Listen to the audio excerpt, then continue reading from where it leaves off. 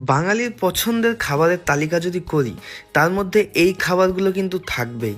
মানে যেগুলো একটা বাঙালির ইমোশন, বাঙালির মনে প্রাণে অনেক জায়গা করে নিয়েছে এই খাবারগুলো। তো আজকে পুরো এই খাবারগুলো ট্রাই করতে আমরা চলে এসেছিলাম কস্তুরীতে, বারাসাতের আউটলেটে, যেখানে দেখলাম এরকম কাঁসার থালায় সার্ভ করা হয়। শুধু তাই নয়, কাঁসার থালার উপরে এরকম কলা পাতা দিয়ে খাবার সার্ভ করা হয়। আর এই যে আমাদের পুরো থালিটা, তো প্রথমেই আমরা ট্রাই করেছিলাম সোনামুগ ডাল বাসমতি চালের ভাতের সাথে, আর তার সাথে গন্ধরাজ লেবুর রসটা একটু নিংড়ে নিলাম।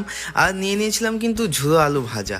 এটা কিন্তু খুব ভালো লাগে ডালের সাথে খেতে। তো ভাতটা বেশ ডালটা দিয়ে মেখে একটু ঝুরো আলু ভাজা নিয়ে আমরা সবার প্রথমেই টেস্ট করেছিলাম ডালটা।